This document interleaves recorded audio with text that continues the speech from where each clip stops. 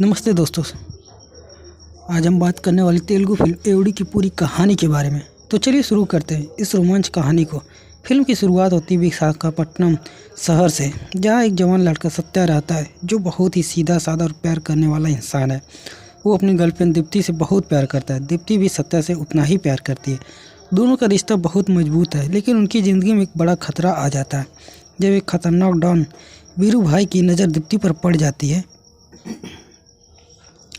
वीरू भाई एक क्रूर और ताकतवर गैंगस्टर है जो शहर में अपना राज चलाता है। वो दीप्ति को पसंद करने लगता है और उसे हासिल करने के लिए कुछ भी करने को तैयार है। सत्या और दीप्ति के परिवार वाले इस खतरे को समझते हैं और उन्हें सलाह देते हैं कि वो शहर छोड़कर कहीं दूर चले जाएं।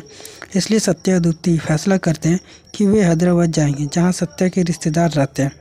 वे रात के समय एक बस में सवार होते हैं और विशाखापट्टनम से निकल पड़ते हैं। बस में कुछ और यात्री भी हैं, लेकिन रास्ते में अचानक बस रुक जाती है क्योंकि वीरू भाई के आदमी उन्हें ट्रैक कर लेते हैं। वीरू भाई का राइट हैंड देवा, उसका भाई अजय और एक पुलिस इंस्पेक्टर समण बस में चढ़ते हैं। ये लोग वीरू भाई के लिए काम कर रहे हैं और बहुत बेरहम है। देवा दीप्ति को देखते ही उसका गला काट देता है और उसे मार डालता है सत्या के सामने ही। सत्या ये देखकर सदमे में आ जाता है और चिल्लाता है, लेकिन वो कुछ कर नहीं पाता क्योंकि वो खुद पर हमला कर देते हैं। देवा सत्या को चाकू मारता है और उसे गंभीर रूप से घायल कर देता है। फिर ये लोग बस में आग लगा देते हैं ताकि कोई सबूत न बचे और सभी यात्री मर जाते हैं। बस जलने लगती है और सत्या बुरी तरह जख्मी होकर बेहोश हो जाता है, लेकिन किस्मत से सत्या को डॉक्टर शैलजा बचाती है, जो एक हॉस्पिटल में काम करती है। शैलजा सत्या की हालत देखती है और फैसला करती है कि उसे फेस ट्रांसप्लांट की ज़रूरत है क्योंकि उसका चेहरा स्किन बुरी तरह जल चुकी है। वो सत्या को एक नए चेहरे स्किन देती है जो उनके मृत बेटे चरण का होता है। यह ऑपरेशन सफल होता है और 10 महीने बाद सत्या कोमा से बाहर आता है। वो उठकर आईने में अपना चेहरा देखता है तो चौंक जाता है क्योंकि अब उसका चेहरा पूरी तरह बदल चुका है। वो खुद को नहीं पहचान पाता और बहुत परेशान हो जाता है। डॉक्टर शैलजा उसे समझाती है, लेकिन सत्या अब अपना नाम राम रख लेता है और विशाखापट्टनम वापस लौटता है ताकि वो अपने दुश्मनों से बदला ले सके। वहाँ पहुँचकर वो एक मॉडल श्रुति से मिलता है जो बहुत खूबसूरत है और वह वीरू भाई की नज़र श्रुति पर है। राम श्रुति से दोस्ती करता है और उसके जरिए अपने प्लान को अंजाम देने से सोचता है। वो अपने नए चेहरे का फ़ायदा उठाता है क्योंकि उसे पहचान नहीं पाता। पहले वो देवा को एक अंडर कंस्ट्रक्शन अपार्टमेंट में बुलाता है और वहाँ देवा को मार डालता है। देवा की मौत के बाद उसकी फ़ोटो पर नंबर 1 लिखा हुआ मिलता है, जो एसपी अशोक वर्मा को मिलती है। राम पुलिस स्टेशन जाता है और रिपोर्ट लिखवाता है कि दीप्ति 10 दिन से गायब है, जबकि श्रवण जानता है कि वो 10 महीने पहले मर चुकी है। इससे श्रवण को शक होता है। राम श्रवण का पीछा करता है और एक माल में उसे मार डालता है।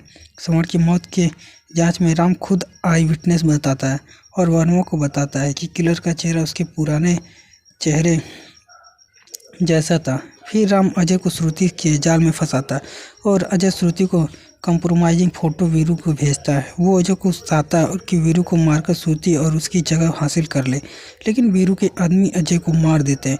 फिर राम वीरू से मिलता है और वीरू को उसकी असली पहचान बताने के लिए उसे मार डालता है।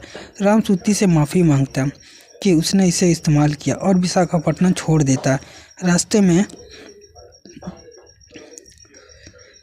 एक रस्मी आदमी राजा उस पर हमला करता है, लेकिन राम उसे मार देता है। अब राम को शक होता है कि उसके नए चेहरे से जुड़ी कोई कहानी है।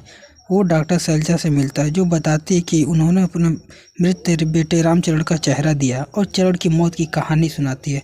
अब फ्लैशबैक में कहानी जाती है जहाँ चरण एक आदमी और बेफिक्र ग्रेजुएट है जो अपने दोस्तों के साथ मस्ती करता है और अपनी गर्लफ्रेंड मंजू से प्यार करता है।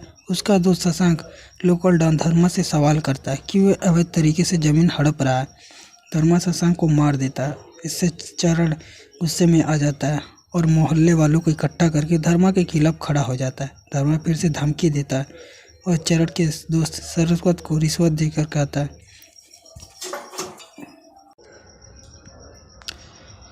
कि चरण को मार दे और बदले में राजनीतिक करियर देगा। चरण और शपथ एक शादी के लिए विशाखापट्टनम जाने वाली बस में सवार होते हैं, जिसमें सत्या और दीप्ति भी है। बस रुकती है और वीरू के आदमी चढ़ते हैं। शरद चरण से लड़ता है और उसी अफरा तफरी में दीप्ति मर जाती है, जबकि चरणा को चाकू लगता है, वो मर जाता है। शैलजा हॉस्पिटल में सत्या की ज़िंदगी बचाने की इच्छा देखती है और प्लास्टिक सर्जरी की बजाय चरण का चेहरा ट्रांसप्लांट कर देती है।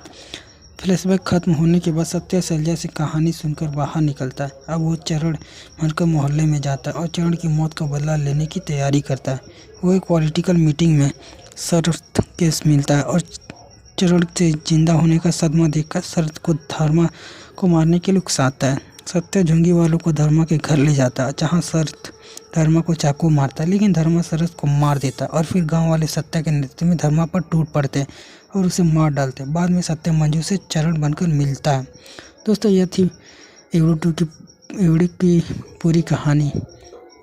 दोस्तों, अगर वीडियो पसंद है तो वीडियो को लाइक और चैनल को सब्सक्राइब कर देना। मिलते हैं अगली वीडियो में, तब तक के लिए जय हिंद।